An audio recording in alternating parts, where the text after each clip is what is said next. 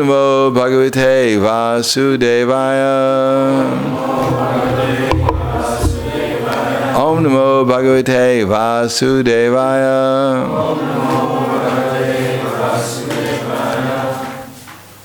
I'm going to read from the Chaitanya Charitamrita Madhya Lila, Chapter 8. Ramananda Roy is speaking with Lord Chaitanya Mahaprabhu, and this is text 67. Kyane priya samurapastanamanta eva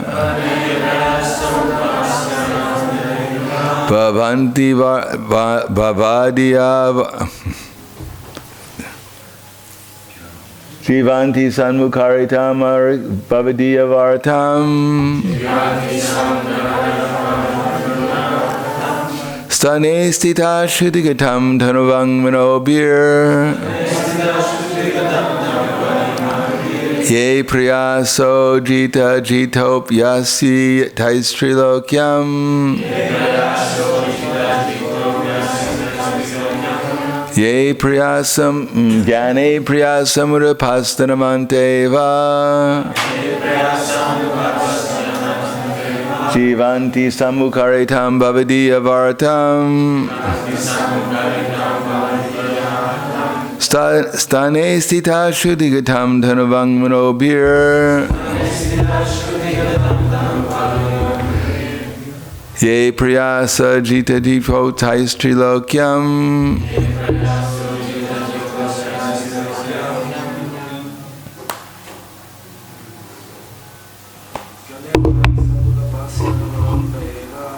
Jnane priyasam urapastanamanteva Jivanti sanmukharitam bhavadiya varatam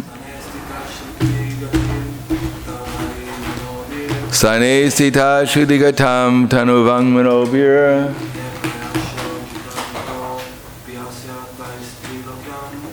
Ye priyaso jitati taisa trilokyam. Ladies.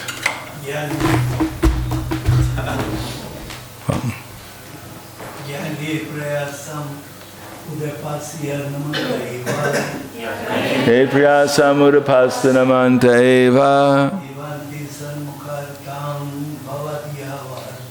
Jivanti sanmukharitam bhavadiya varatam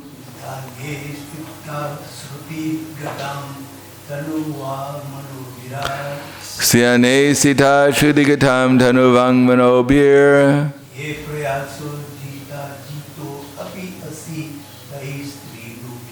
Ye priyaso jita jiptop yasi taistrilokyam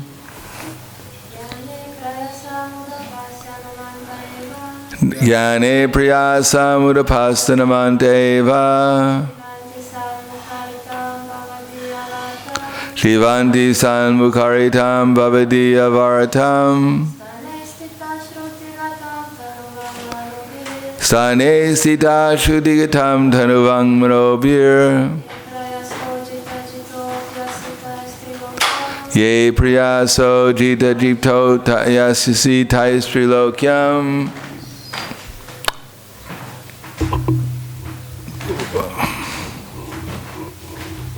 So, we'll read the synonyms. Jnane, in gaining knowledge. Priyasam, unnecessary endeavor. Udapasya, setting far aside. Namanta, completely surrendering.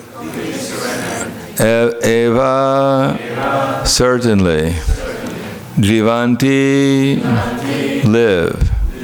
Sat Mukharitam, declared by great realized devotees. Bhavadiya Bharatam, discussions about you. The Supreme Personality of Godhead. Stane Stita, situated in their own positions. Shruti Gatam, received orally. Tanuvak Manobi, by the body, words, and mind. Yea, those who. Priyasa, almost always. Ajita, O my unconquerable Lord, beyond perception and unlimitedly independent. Jita, conquered. Api, indeed. Asi, you are. Tai, by such pure devotees. Trilokyam, within the three worlds. Translation. Ramananda Roy continued. Lord Brahma said, my dear Lord, those devotees who have thrown away the impersonal conception of the absolute truth and have therefore abandoned discussing empiric philosophical truths should hear from self-realized devotees about your holy name, form, pastimes, and qualities. They should completely follow the principles of devotional service and remain free from illicit sex, gambling, intoxication, animal slaughter, surrendering themselves fully with body, mind, and words and mind. They can live in any ashram of social status. Indeed, you are conquered by such persons, although you are always unconquerable. And Lord Chaitanya answered, Prabhu kahe eko haya, age kaha ar, raya kahe prema bhakti sarva sadyasar. At this point, Sri Chaitanya Mahaprabhu replied, this is all right, but still you can speak more on the subject. Ramananda Roy then replied, ecstatic love for the Supreme Personality of Godhead is the essence of all perfection.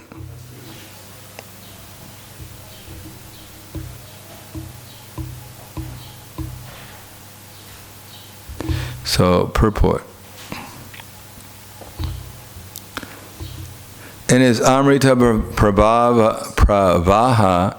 Bhashya, Srila Bhaktivinoda Thakur summarizes the conversation up to this point, where Lord Chaitanya Mahaprabhu says to Ramananda Roy, Eko haya age kaha ar.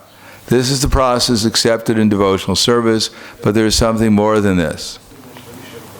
Therefore, please explain what is beyond. Simply executing the duties of all varnas and ashrams is not as good as offering all the results of one's activities to the Lord. When one gives up all fruit of activity and fully surrenders to the Lord, he attains Swadharma Tyaga, wherein he abandons the social order and takes to the renounced order. That is certainly better. However, better than the renounced order is cultivation of knowledge mixed with devotional service. Yet all these activities are external to the activities of the spiritual world. There is no touch of pure devotional service in them. Pure devotional service cannot be obtained by empiric philosophy, nor can perfection be obtained simply by good association. Devotional service by self-realization is a different subject matter. It is untouched by fruit of activity. For one surrenders the results of activities to the Lord, abandons prescribed duties, and accepts the renounced order of life. Such devotional service is situated on a higher platform than that of empiric philosophical speculation with a mixture of bhakti. This is verified by Srila Rupa Goswami in his Bhakti Rasamrita Sindhu. Anyabilasita shunyam jnana karmadadabritam anukulena krishnanu shilnam bhakti uttama. One should render transcendental loving service to the Supreme Lord Krishna favorably and without desire for material profit or gain, through fruit of activities or philosophical speculation. That is called pure devotional service. Devotional activities, however, sometimes appear to be impure in the neophyte stage, but in the mature stage they are completely pure or free from material activity. Therefore, Ramananda Roy replied, after hearing the last statement, of Sri Chaitanya Mahaprabhu, Prema Bhakti Sarva Sadhya Sara. Sri Chaitanya Mahaprabhu actually accepted this verse, Jnane Priyasam, as the basic principle of perfection. One has to practice this principle in order to make further progress. When further progress is actually made, one comes to the platform of ecstatic loving service to the Lord. This is the first stage and technically called sadhana bhakti, or devotional service and practice. The result of sadhana bhakti must be ecstatic love, attachment for the Supreme Personality of Godhead, which is also called prema bhakti. In the neophyte stage, sadhana bhakti includes faith, association with devotees, and practicing devotional service. Thus one is free from all unwanted things, and one becomes fixed in devotional service and increases his desire to act in devotional service. Thus one becomes attached to the Lord and his devotional service.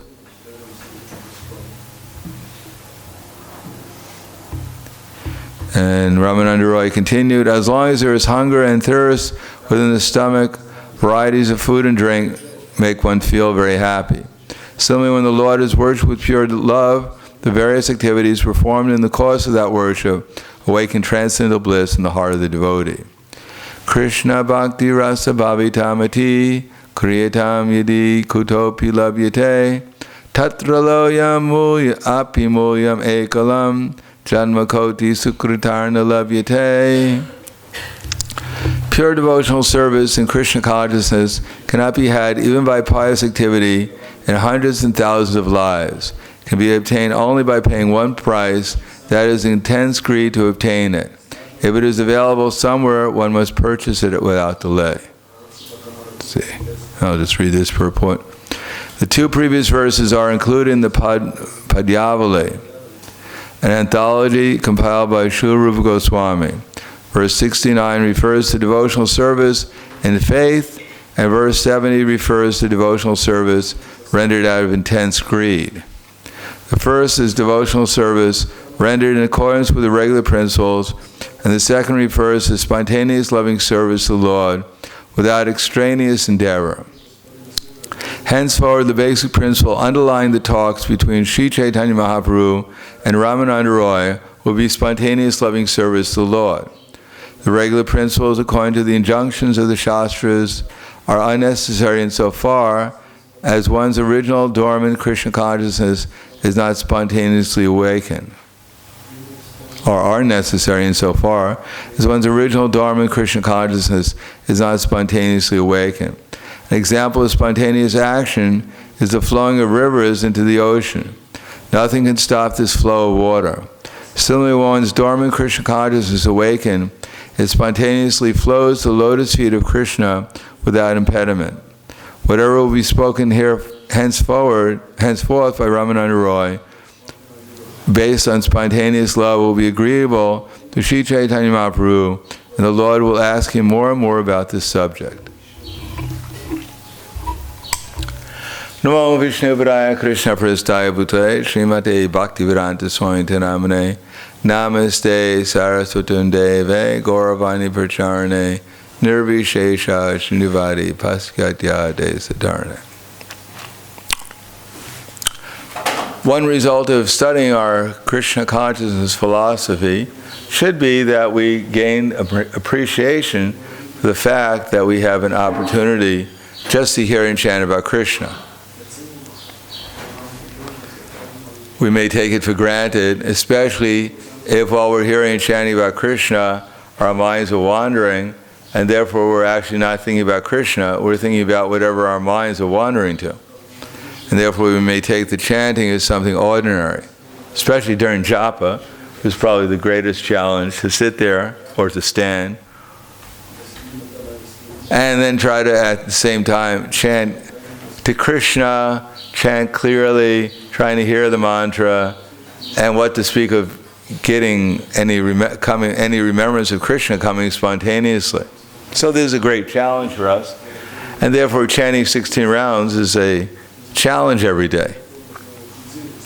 Sometimes, of course, sometimes it may be quite blissful chanting 16 rounds or chanting 64 rounds. But often our minds are going here and we're trying to chant, and at the same time we're trying to hear, but what we're hearing is usually our mind rather than the chanting. So here it says, what is the process? Because Ramananda Chaitanya Mahaprabhu asked Ramananda Roy, what is the process of perfection? Now we understand perfection is not to become materially expert at something. That perfection is to realize the fact that we're an eternal soul. And to realize, to meet Krishna face to face is perfection. Now, if we think something else is perfection, or something else is desirable besides that, obviously we'll have to make arrangements, will be probably made by the material nature for us to see if that will make us happy, or if that's really necessary. And sometimes it is necessary. Therefore, Ramananda Roy first of all says, Varnashram acharivita purushena pumak puman. That first he said, we should have varna and ashram. Now, Chaitanya Mahaprabhu says that this is external. He didn't accept it as the perfection. Now, we don't reject varna. He didn't reject varna and ashram. He just rejected the idea that simply by following varna and ashram, we're going to reach any kind of perfection. Generally, varna and ashram will tell us what our duty is. So indeed, if we don't know what our duty is, then we'll let this body do whatever it thinks it wants to do. In other words, if we don't think that this body is meant to work under Krishna's directions, either through varnashram or through the instructions coming in disciple succession from the spiritual master and his representatives, then naturally we'll do whatever this body and mind dictate to us, or whatever someone else's body and mind dictates to us. So varna and ashram is to tell us what this body and a mind is meant to do. But if we just do that, then the result is at least we won't be afflicted by the external energy, or at least to not the same extent an ordinary person is. One can gradually come by fulfilling the activities of varna and ashram to become a Brahman. That is in the mode of goodness, and our minds will become peaceful. If anyone thinks their mind is already peaceful, well, that's good. Then you should just go on book distribution, try and distribute books, and then you'll see that's even more of a challenge, to see how peaceful the mind is. Or fast on Ekadasi. Now, Chaitanya Mahaprabhu said that was external, and he goes through many other processes, all these different processes, even the process, yad karoshi, yad ashnasi, yad jahoshi, disasi, yad. Well, first of all, he says, Brahma bhuta prasanatma nishoshiti nakangshati. That we're not the body. So Chaitanya Mahaprabhu says, well, that's all right, but it's external also. Just like we hear at practically every class, we're not the body, but it doesn't help us very much, just to know we're not the body. So what? Anything else is new? Because we may know that we're not the body, but we still may act like the body. Because unless we know what to do with the body, to realize that we're not the body, we won't actually get very much help from simply understanding we're not the body. We have to do something. Nihikaschit chenamapi jatu tish tatya karma krit karite yavasha karma sara prakriti jaraganai. That all living entities are forced to act helplessly according to the modes of material nature. Therefore no one can refrain from doing something, not even for a moment. So we may hear we're not the body, but then so what? What's next? So Ramananda Roy goes through the whole thing, sarva dharma parityāga, give up anything and surrender to Krishna.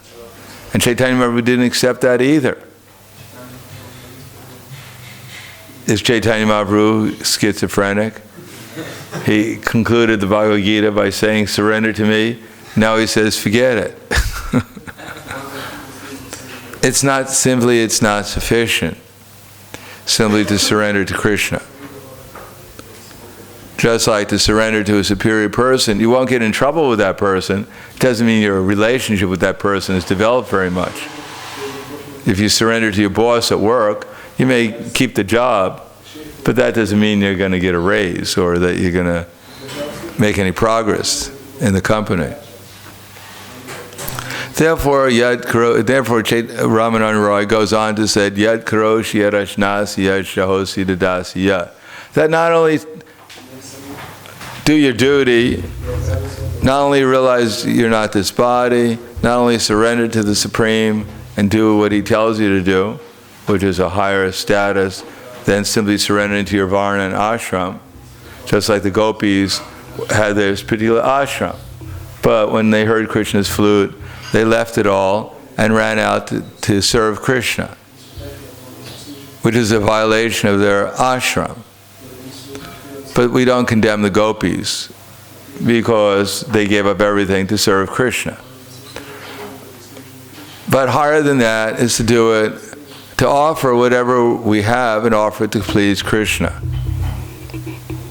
That's a more constant thing. Now here, Chaitanya Mahaprabhu still didn't accept that as complete. But he does accept this, Jnane Priyasa. So Jnane means speculative knowledge, or the attempt to realize we're not this body. All philosophy is actually culminated in understanding we're not this body. And priyasam, unnecessary endeavor, means fruit of activity. Anything we're doing above, simply trying to maintain the body and the mind and the soul together, is considered priyasam, unnecessary, because it has nothing to do with self-realization for the soul. So this is the karma and anya bilasita shunyam jnana karma dadavritam. It's the same thing as unnecessary working in terms of either mystic, yoga, or even fruitive activities, whatever. And this anyabila, no other desire than to please Krishna. Anyabilasito shunyam. So this is also giving up the speculative idea, if I get this, if I do that, then I'll become happy. No, we'll only become happy. And pure devotional service, according to the understanding of pure devotional service, if we do something to please Krishna without any other desire. So, Jnane Priyasam Udapasta, putting it aside. So when we're chanting japa, we should just put aside our speculations. What's going to happen today? What happened yesterday? And am I going to get what I need? Am I not going to get what I need? Whatever. So just put aside all this anxiety, because that's what it is. It's just anxiety, unnecessary anxiety. When we're chanting japa, just by being anxiety, it doesn't improve either our japa or our material existence. It's just a waste of time, the anxiety. That's why Krishna says, give it up, because we're just wasting our time being in anxiety about the future, because we're not the controllers of the universe. We don't determine the future. Like Arjuna didn't want to fight because he was afraid of the reactions that might occur from his activity. But Krishna said, you're not the doer, you're not responsible, you're not going to create what's going to happen. I'm the one who creates what happens. So you follow me and I'll take care of everything. So put it aside, rely upon, have enough faith that Krishna is God and He'll take care of He'll carry what I lack and preserve what I have. Namanta, and then become, so that's liberation. It's not perfection, it's at least liberation. It's the stage of nishtha. We can chant on that level, then we're chanting on, at least we're chanting on the stage of nishtha. It may not be that we're situated on the platform of nishtha, because as soon as we stop chanting, again we're starting to speculate and be in anxiety about the future and trying to, make sure we have enough arrangements to meet all my demands. But at least while we're chanting, if we try to give up our anxiety that time, then we're acting on the spirit. We come to the spiritual platform of chanting. That's called Shuddha. It's not Shuddhanam, but it's Namavas. Then there's some possibility of actually getting some result, some spiritual result from the chanting. Rather than churning our digestive juices, we can actually experience something about Krishna. Namavas. And then become submissive. Develop the consciousness of appreciation for those who are giving us instructions, some appreciation for the instruction. Otherwise, it's not possible to be submissive. We can't be submissive to something we don't know about or appreciate or have faith in or confidence in, etc. So, namanta eva jivanti. Sanmukaritam bhavadiya vartnam. So live. The Krishna consciousness will not be revealed to us simply by mental speculation or some kind of becoming expert at something. We have to live according to what we hear from the Mukaritam. We have to follow the instructions submissively, live according to them, and then, what will be the result? Bhavatiya varta, stane stita. Even while remaining in whatever ashram or varna we're in, stane stita, shuddhigatam, if we learn how to listen. And then listen about what? About how to utilize our body, mind, and words in Krishna's service. Stane sita shuddhigatam tang manobhira. Then what will be the result? That ye priyasa, almost always, because Krishna is not obliged. It's not that we're hearing and chanting nicely and we're just waiting. All right, Krishna, it's time for you to reveal yourself to me because I heard and chant so nicely. Krishna is not impressed by our expertise in hearing and chanting about him. To actually become sincere, develop the proper attitude is not so easy. To realize that Krishna is the source of all material and spiritual worlds, unlimitedly beautiful and wealthy and wise and strong. It's not that my little chanting is going to cause him to fall down from the altar and fall at my feet. Oh, great devotee, I surrender to you. So, therefore, ye priyasa. Almost always, if we develop the proper attitude, jita, then Krishna becomes, although Krishna is unconquerable, because he is unlimitedly great, jita jitop, then Krishna yaisi taisri lokyam, then Krishna becomes conquered by the devotee. Now we ourselves, we're executing sadhana bhakti, hopefully. So sadhana bhakti means that we're following the regular principles, but where do they come out of? Do they just, pop out of my mind or my heart, or where do they come from? Sometimes that's what happens.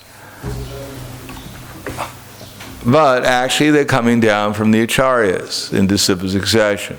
So if we want to make any advancement, we have to become a faithful servant of the acharyas. Find out what they have to say, how they want us to utilize the body, our mind, and our words. Now, just like we have initiation, what is initiation? That we sit before a fire, and then we throw some grains, and somehow or another, mystically, from our hand, all our sinful reaction enters into the grain, into the fire, and from the fire into the heart of the spiritual master, and we're cleansed, and the poor spiritual master is absorbing all these reactions, and we're wishing him good luck. And in order to pay for any doctor bills that he may occur after the ceremony, we give him a little dakshin. So is that what the process of initiation is? No, it's actually a commitment on the part of the devotee who's becoming initiated to take to the process of surrender. That the instructions They're emanating from the spiritual master, the mouth of the spiritual master, are entering into my heart, and with my body, mind, and words, I vow to serve them. So that's what actually initiation is supposed to be. The commitment to serve the words coming from a disciple succession, which ultimately coming from Krishna is a process of committing ourselves to being Krishna's servant. Now, the process of initiation has meaning if that's what we understand it to be. If it's just a change of name, I'm not Bhaktin or Bhakta anymore. I'm a certified, devotee. And my spiritual master, I offer him flowers every time I see him, and that's about it. Then it won't be very valuable. It is some value, but it's not very much. Because we can see so many devotees have taken initiation and they've disappeared. They've blooped. I don't know if we use that word anymore, but they bloop. That's the sound when a sound that a bubble makes when it gets back into the ocean, bloop. So the idea is that the conditioned soul has merged back into the ocean of material existence. He blooped.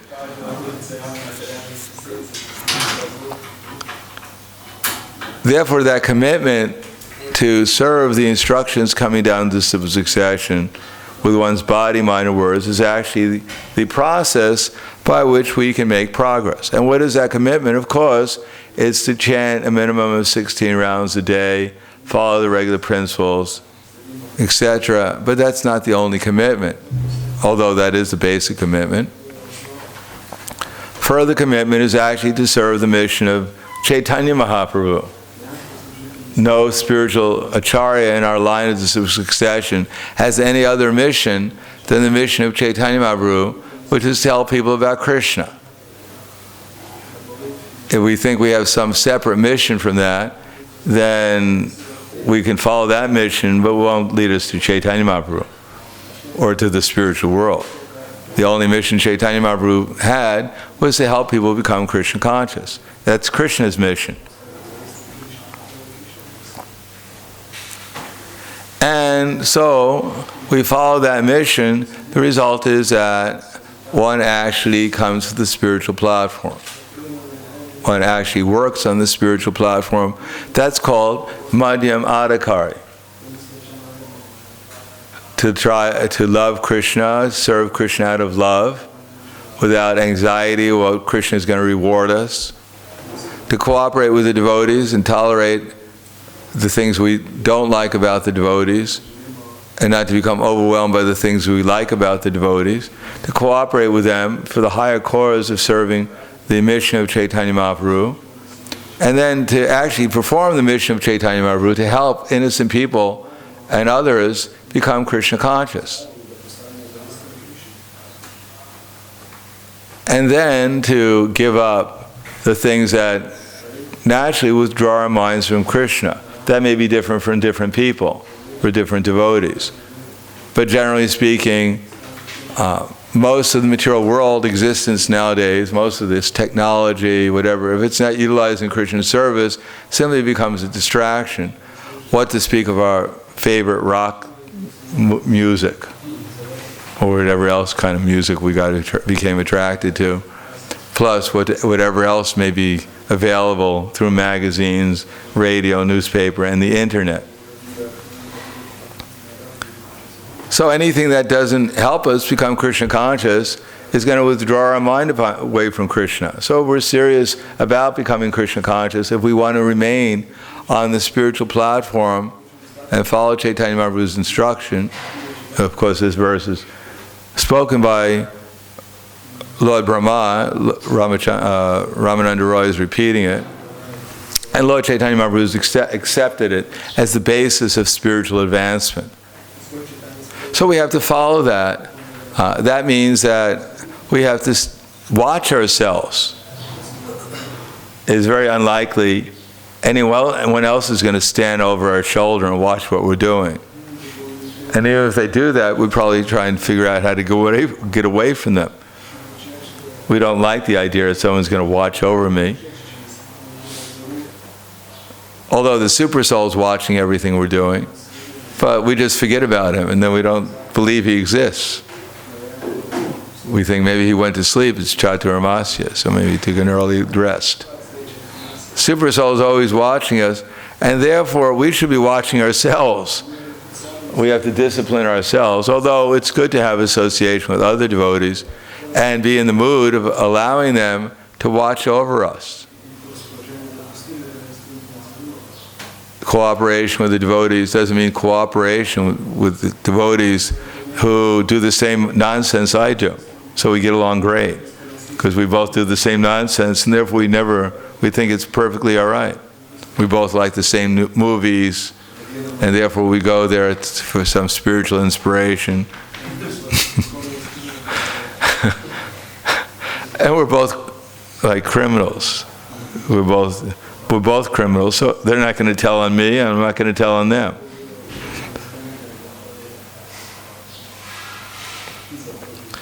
So that may not be so gross, but generally speaking, we like people who don't tell us what to do.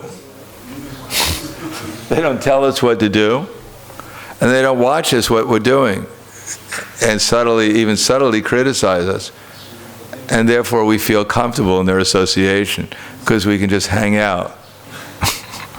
And everything's great.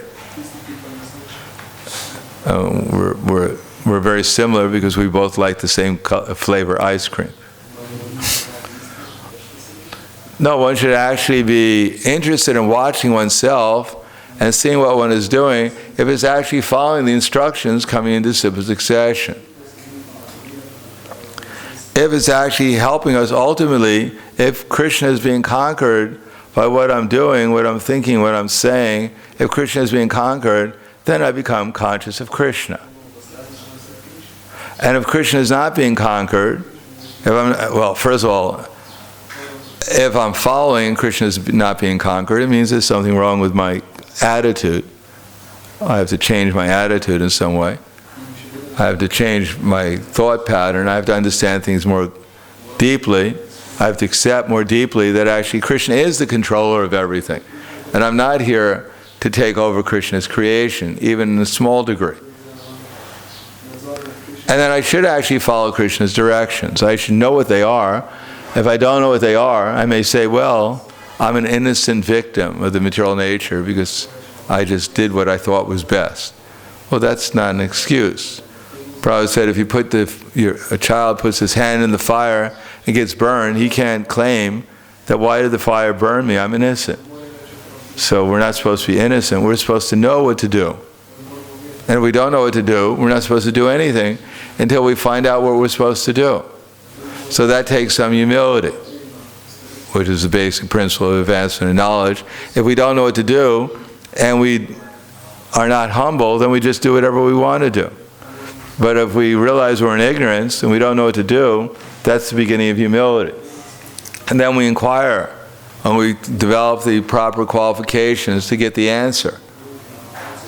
So Krishna says, Amadidvam, Adambidvam, Ahimsa Shanti Arjavam, Acharya Pasanam Socham, Styriam Atma Vinigraha.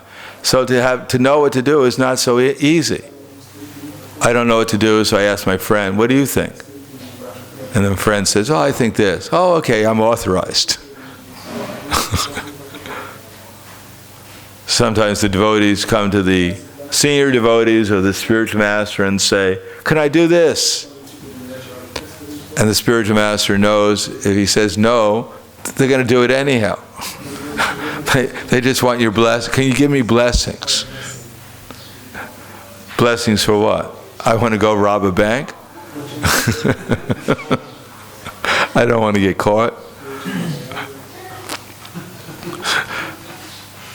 No, we should get blessings, so we should actually find out what we're supposed to be doing. So Krishna says, Amadidvam, Adambidvam. If we're not humble, if we're not prideless, there's no way we're going to find out what's going on or what we're supposed to be doing. If we don't realize I'm an insignificant spiritual being who's completely dependent upon Krishna's instructions, where is there any chance of actually finding out what Krishna wants us to do? We've rejected what Krishna wants us to do. Therefore, amadi vamadam vidva ahimsa. Well, we have to become non-violent. What does that mean? I didn't beat on anyone yesterday, and therefore I'm non-violent. It means that real non-violence, as probably explains in the purport, we should do things in Krishna consciousness. Our relationships with others should be in Krishna consciousness. If we don't see others as Krishna's servant, and we don't help them become Krishna conscious, that's not violent. So how will we know what Krishna wants us to do? Because that's what he wants us to do, is to become non-violent. Ahimsa shantir. And if we're not peaceful, if we're not tolerant, then there's no question of either being humble or non-violent or not free from delusion. Shantir arjavam, acharya pasanam socham. Then we can actually hear the message coming down in the simple succession. We can actually accept it. If we're prepared to be tolerant, if we're prepared to engage ourselves in helping others become Krishna conscious, if we're giving up our illusion of being something special, if we're giving up our delusional understanding of who we are, what we're supposed to be doing here, then we can actually hear the message coming to succession and follow it. And then the other aspects of knowledge will develop. But if we can't make that much progress, then how do we expect to realize Krishna? We can't, even the things that are directly within our realm of doing, if we don't do those, we can't accept those, where can there be very much progress? Therefore, what happens, generally speaking, is that devotees become bored with Krishna consciousness. They think it's too confusing, too much philosophy, too many things to do, too many things, too much austerity, too much of this or that. Let me try an easy path. Let me pick up the Ujjvala Nilamani or the Govinda Lilamrita, hear about Krishna playing with the gopis, imagine I'm a manjari or a gopi, and I'm there in the spiritual world. Why go through all this austerity of becoming humble, free from delusion, trying to help others become Krishna conscious, trying to become tolerant of my false ego especially, and then actually serving the instructions of the spiritual master and his other representatives of the disciple succession. Too complicated. Krishna's too difficult to obtain. I couldn't just take a pill and obtain him, so I quit. I'm going to become a gopi in the spiritual world by some other method.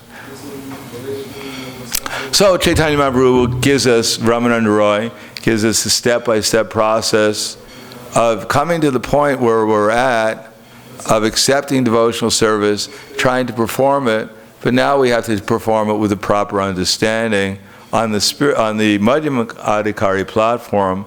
Then we can actually get some spiritual result. If we try to perform devotional service, keeping our anxieties, our desire to become free from anxiety, our wanting better comfort, or if we want to figure out how the material world works so I can organize my life better, so I can live here more happily,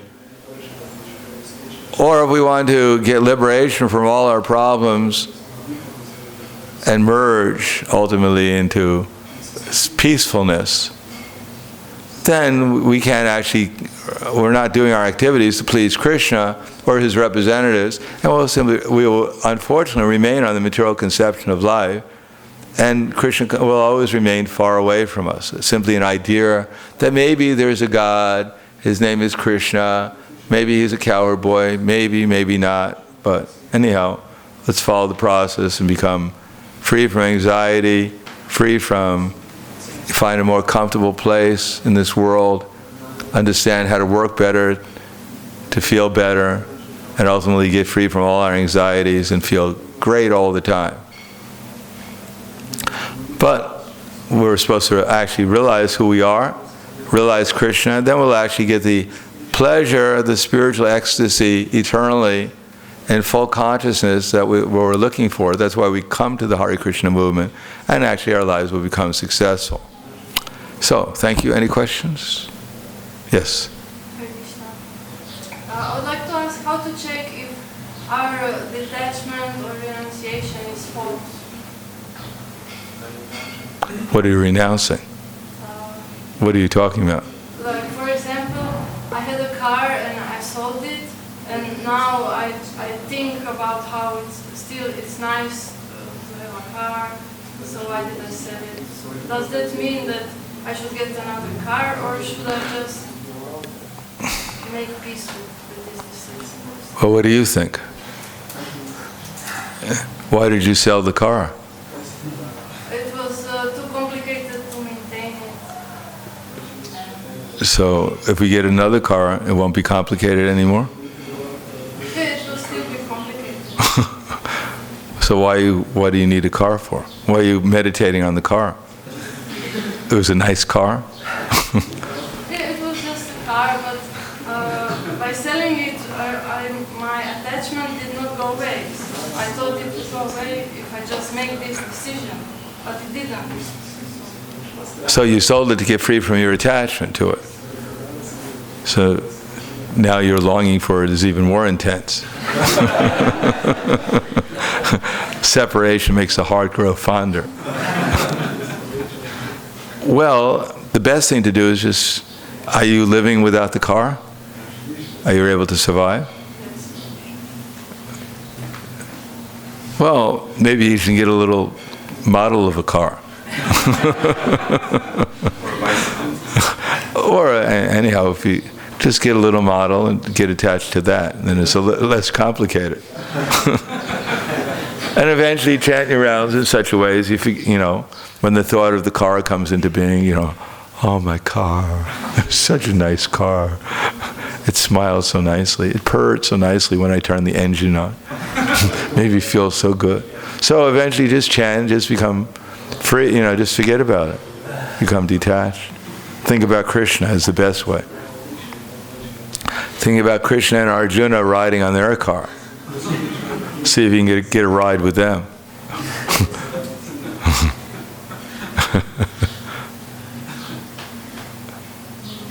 Yes. Yes.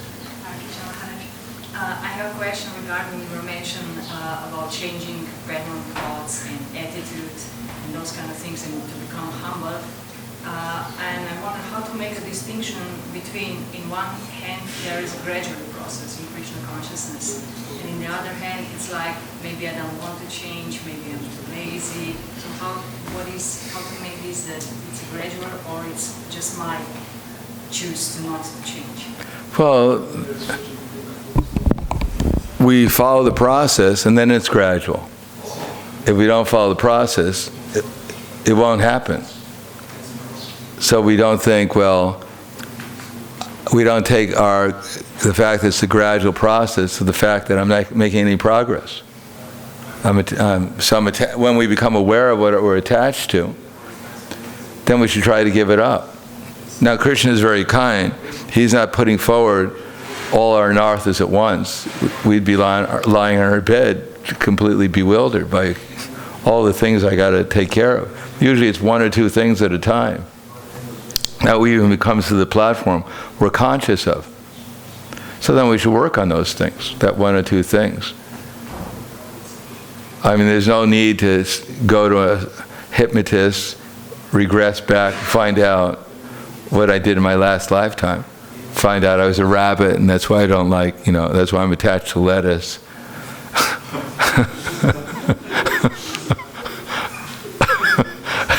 It's not necessary to do that.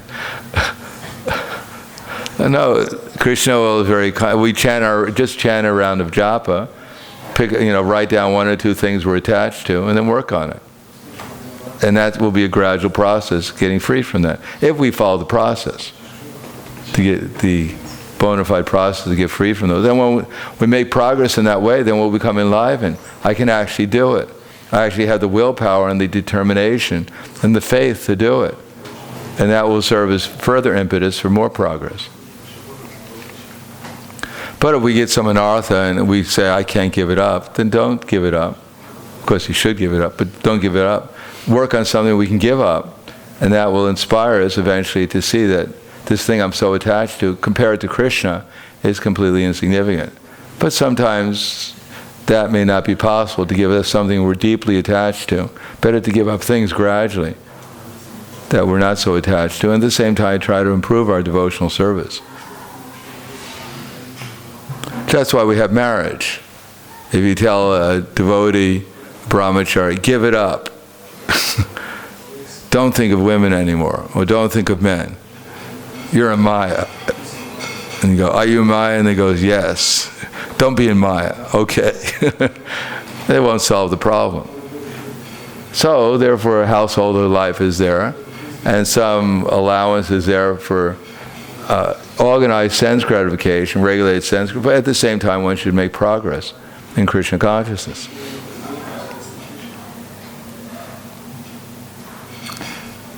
And eventually, by following the process, one will actually become detached, so that one can take vanaprastha, and eventually sannyas, and real sannyas, not just formally, but actually renounce the objects of the senses, become fearless, knowledgeable, and pure in one's existence. But that takes some time. Yes? Yeah, I wanted to ask about, yesterday you were talking about how we don't have to meditate directly on Radha and Krishna, that we just meditate on the Sankirtan mission. And we do this mission. So with this we can,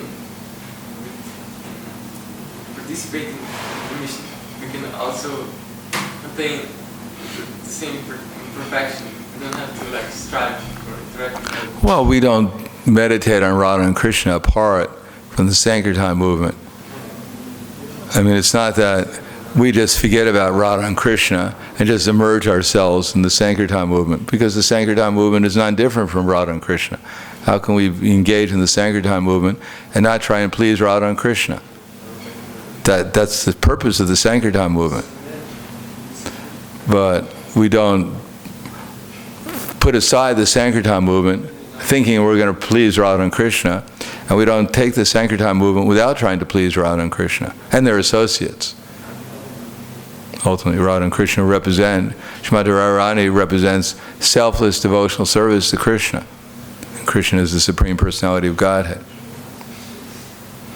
Therefore they go on. Krishna says, Tasmat sarveshu kaleshu mama nusmaradyujacha mayarpita manobuddhira mame vaishatya samshaya. Therefore Arjuna, you should always think of me in the form of Krishna, and at the same time you follow your prescribed duty of fighting. With your mind and intelligence fixed on me and everything engaged in me, you'll attain to me without any doubt. So we're not supposed to be lazy, in the sense we're not going to think about Krishna. I'm just going to work. No, Krishna says we should work, but we should work in Krishna consciousness. We should work with knowledge. You're out in book distribution, you should remember that all these souls out there are Krishna's eternal servants. We're out there to help them become Krishna conscious. Not that they're potential, we look at them as potential donators for my book, so I can rack up a good score. Or I can learn some new technique on them. Excuse me, sir. Let me try out my technique and see if it works. No, we should see things in Krishna consciousness, that we're Krishna's servant, they're Krishna's servant, I'm serving Krishna's representatives by helping them, I'm serving them and Krishna's representatives by helping them become Krishna conscious. That's why I'm out there. So it's good to always remember this. How should, in what mood we should pray, when we are in the Sankirtan or Harinam? Well, we should pray that we become, there's so many things we can pray, but the best thing to see is with transcendental vision. Pray that Krishna sends someone to take our book so we can help them become Krishna conscious. We can help them and myself become Krishna conscious. Pray to become an instrument to distribute these books, because that's why we're out there, to distribute the book, not just to pray. How is Sankirtan? I prayed all day. How many books did you distribute? 0. There's a lot of prayer. Prayer for what? Oh, we should pray that Krishna sends some nice people, take these books, and give a nice donation, and engage themselves in Krishna's servant. That's why we're doing it. All right, thank you very much. Karantaraj Shrimad Shri Chaitanya Charitamrita Ki Jai. Srila Prabhupada Ki Jai. Gaur Premanande. Gaur.